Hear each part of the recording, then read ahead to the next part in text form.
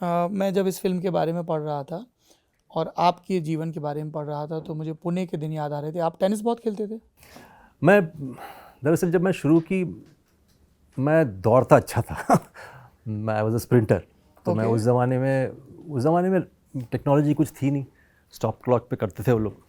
तो 11:30-12 सेकंड में मैं उस ज़माने में मतलब किस ज़माने में? काफ़ी पहले। तो बच्चा था 1989, मैं, हाँ 90। बच्चा था उस वक्त मैं। तो उस बचपन में ही मतलब मैं जब बहुत तेज़ भाग कर मैं 11:30-12 सेकंड में क्लॉक करता था 100 मीटर्स। 100 मीटर। तब कोई था नहीं गाइड करने वाला कि आप इस तरह से उसको वो करिए और परिपक्व बन जाओगे, ऐसा कुछ था नहीं। तो मैं बस वो करते करते अल्टीमेटली बचपन से लेकर अभी तक मैं स्पोर्ट्स से जुड़ा हुआ, मतलब खेलता रहता हूँ। स्पोर्ट्स प्रेमी हूँ। प्रेमी मतलब प्लेबॉक अपना वो वाला प्रेमी नहीं, वहाँ स्पोर्ट्स नहीं, मतलब एक्चुअल खेलने वाला। तो मुझे पसंद अभी है, खेलते हैं? अभी भी खेलता हूँ, मैं टेनिस खेल लेता हूँ। तो रैकेट स्पोर्ट्स बहुत पसंद है मुझे। ये आपकी जो एमबीए की पढ़ाई और उसके बाद एडवर्ड, फिर एक्टिंग का कैसे ख्याल आया मन में? मैं बचपन से ही स्टेज पे था, पर उस वक्त ये एहसास नहीं हुआ था कि मुझे क्यों इतना आनंद मिल रहा है उस चीज़ का, और क्यों वो जो एक आज़ादी है, मतलब वो एक फीलिंग, वो उस वक्त मुझे हमेशा महसूस होता था। और मुझे वो ऑफ कोर्स उस समय करियर ऑप्शंस अलग थे, सब अलग था, तो मुझे समझ नहीं आया था। लेकिन बड़ा होने के बाद ऑफ कोर्स मैंने अपने ग्रेजुएशन कर ली फिज़िक्स में। एमबीए कर लिया, जैसा आपने कहा कि एडवर्टाइजिंग में भी था। कहीं ना कहीं मुझे संतुष्टि नहीं मिल रही थी, और मैं उसी आनंद को याद करते हुए मैं जी रहा था। तब जब आप थोड़ा मंथन करते हैं अपने आप, थोड़ा सा वो करते हैं, चिंतन करते हैं, तो आपको समझ आ जाता है कि आपको दिया गया कुछ और है, आपकी इच्छाएं कुछ और हैं। तो जो दिया गया है वो आपका स्वधर्म है। तो मुझे समझ में आया कि वो अभिनय, ये जो है, ये जो प्रतिभा दी गई है, वही मेरा स्वधर्म है।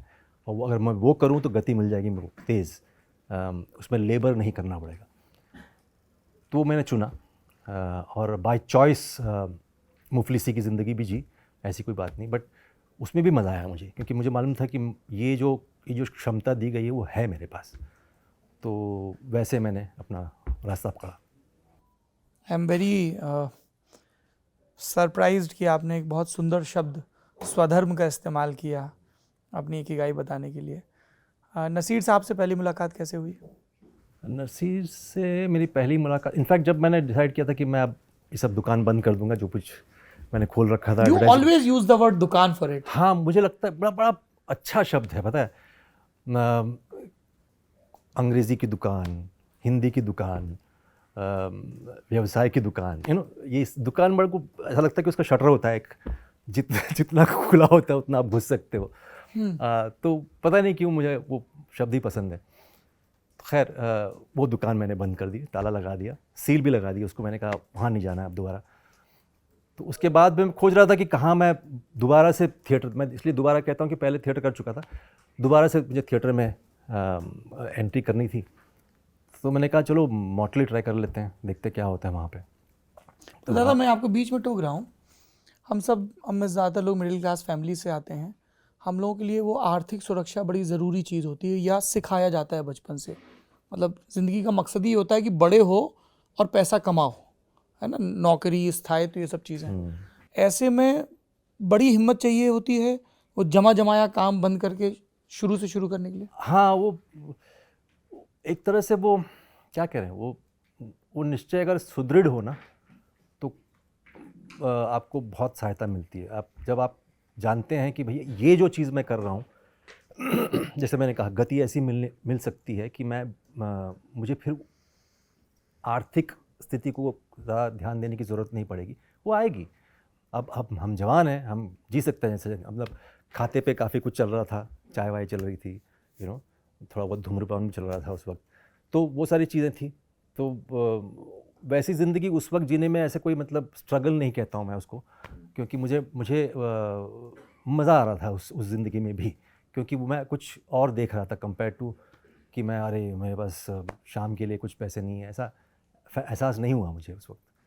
और उसमें पता नहीं हिम्मत वाली बात है या सेल्फ कॉन्फिडेंस वाली बात है, आई डोंट नो, हो सकता है कुछ ऐसा हो, बट उतना मैंने उस पे विश्लेषण नहीं किया है। तो खैर उस दौरान फिर मैं सोचा कि मैंने कहाँ है, मतलब कहीं नाटक वाटक कर लेते हैं भाई। तो गर्टन स्कूल में वो रिहर्सल कर रहे थे जूलियस सीजर की, तो वहाँ पहुँच गया। तो सबसे पहले मुझे बेंजामिन गिलानी दिखे, तो मैंने उनसे कहा कि याद है? तो उन्होंने कहा क्या? मैंने कहा मूडाई में आपने अवार्ड दिया था मुझे एक्टिंग का, तो IIT वाला मूडाई। तो उन्होंने कहा, ऑफ कोर्स फेक कर रहे थे कि हाँ हाँ हाँ याद है, आई नो स्टफ।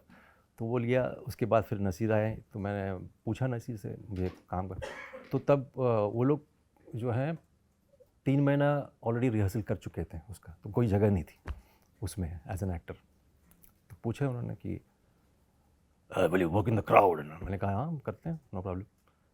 तो बस भीड़ में मैं था, कभी संतरी बनता था, कभी कुछ करता था, बट ये पता था कि ये तो अभी के लिए, बाद में मैं निकल जाऊंगा इसमें से आगे संतरी और क्राउड के आगे, इतना कॉन्फिडेंस था।